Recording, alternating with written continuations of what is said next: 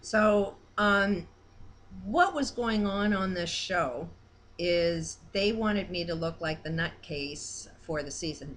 The way the whole show operates is we love to see somebody put down. We love to see somebody crash and burn. And we love to make somebody look like fools and idiots. For some reason, humanity loves doing it, and we love watching it. And that gains them an awful lot of publicity. They don't go and advertise their commercials of, look at how we helped this guy, look at how nice we were. No, it was, look at how evil we were. And that gains them publicity. So not only was I used for that one season, but I was hearing from all over Canada that, oh, I seen you. And it was like for 3 years they used my little session to advertise the Dragon's Den. They made me look so stupid for 3 years. I was their commercial, which was my intention. I didn't want to just get that one spot. I wanted to get the friggin' commercial. And it worked. They used me as the commercial to many seasons of it. So they put a lot of energy out there to make the concept or anything I was saying look as nutty, as nut bar, as negative as possible. And it's like now I'm gonna be divulging the truth, what they don't want humanity to know. What are the dragons trying to suppress? And I want you to kind of look at each one of these guys. One guy is so friggin' money hungry. It's all about the money. You know, there was even one show I seen him on that death is the best way of earning a living because we all die. I mean, so this guy would do anything to make sure you die and he'll make profit off it. Then there was, the single mother card. Here she was a friggin' wealthy marketing woman playing the I'm the single mother, life is tough. And it's like, how friggin' tough is it when you got that much money? You wouldn't even know the first thing of what women suffer from. So, society has put the female entity out there to make it look like it's not that bad. But it is torture, and they don't want you to know it. And they put these women that are making money saying, see, if you only worked harder, you can get this. But this girl would not speak up. Out of all of the guys on that show, she was the one that was sitting there and didn't say nothing. She was powerless in that show because in her subconscious mind, she knew better than to do what she was doing. But she didn't want to have any part of it because she knew that if she participated in this program, her money would be gone. She would lose all credibility if she actually followed her heart. She knew on a subconscious level that this was the right thing to do, but she didn't even criticize me because she didn't want to be associated with the criticism, and she didn't support me at all, because she didn't want to be associated with that. That was like a deer in headlights, that woman. And for somebody that's claiming to be so friggin' powerful, where's your friggin' voice and why didn't you use it in that show? Kind of pay attention to what you're doing. So, and then there's the pizza guy, dumb as shit guy who basically just earned his living by being a dumb shit. You know, the only reason he got smart was he was drinking and had a lot of money, and how can I? The system basically used him, and he can be so friggin' manipulated by other people. The guy that likes using the term nut bar all the time, he has more influence over this dumb shit that owns the pizza place. So and how he uses him is as soon as this guy that says nut bar all the time, he needs a partner in crime. He needs somebody that backs him up. So this is the pizza guy is the backup guy for this guy that uses the term nut bar.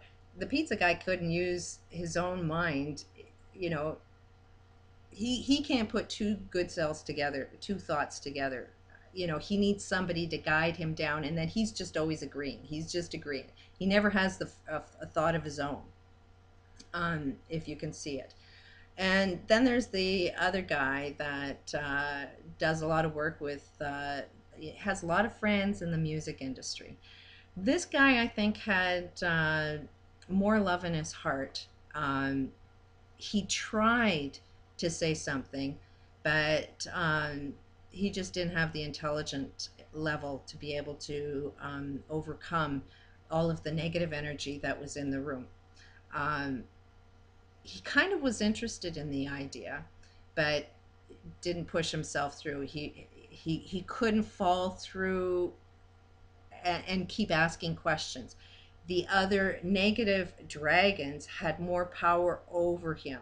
But this is a guy that I think had more love in his heart than, but he absolutely no power. And he's definitely heavily involved in money himself, and is, but I really, really do believe that guy had more love than anybody else on that planet or on that show. He just had no power and not enough intellect to actually have any influence. But he was the one that was more interested in asking any questions. And then there was this other guy. And I did a little research on this guy, and he works with kids. Really dangerous. Um, um, a lot of evil people love to use children, and they donate a lot of money to children to make themselves appear like I'm the good guy. But it's what they do behind that that is really, really, really dangerous. So this guy, this one dragon that does a lot of charity work with children, that particular year he was new on the show. Really, really dangerous guy. Really dangerous guy. I think he was from Edmonton. And some of the words that were used is I had put it out there that I wanted to see this in the school systems. That if kids knew how to think better, then we would be a lot smarter. These guys specifically said there is no way this will get into our school systems. And I haven't even looked at the show to see what it is they edited out. I'm keeping all of my memories to what my experiences were. And I don't want to be affected by what they edited out, because it may help, make me forget exactly what was going on, or I may get caught up into the negative energy and the anger of, I can't believe you left that out. But they specifically said that this was not good for children. So it's like, why is this not good for children?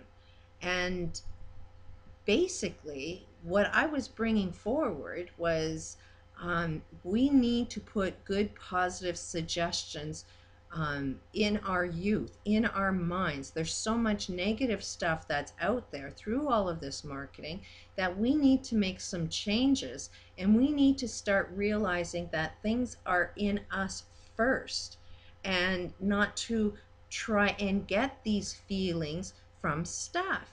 They were really against that because they're all trying to make money selling stuff. So did they really want you to realize that this comes from you first? Did they really want to put out the suggestion out into the universe, knowing that it has that much power? Nobody will buy any stuff if they knew this. If you already knew how to get love without stuff, you won't buy half the stuff that they're trying to sell. So that's why these evil people did not want this information out there, because it would give you too much power and they can't control you. And kids, I mean, why were they targeted as the ones that there's no way in hell this will ever get into our school systems? Whatever they were against is what we need to be doing more of. We need to let our kids have more influence over positive messages. And what were the messages that I was trying to say? We need to have a sense of prosperity and abundance. We need to know that we have this inside us first, and then things just get attracted to you magically. But no, our marketing world is all based of you feeling you have a lack of it. As long as you have a lack of it, and they use envy all the time, then you develop this absolute need to go and buy it. And then you go and buy it and you find out, well, that didn't make me happy. But this is what's keeping the system going, is for you to constantly think you have a lack of it. So why is it such a dangerous thing that they don't want anybody to have a symbol out in the world that says, hey, I remember what it feels like to feel abundant and prosperity. Why is it a dangerous thing to have a symbol out there to work on your subconscious mind that you already have it? Why are they against that?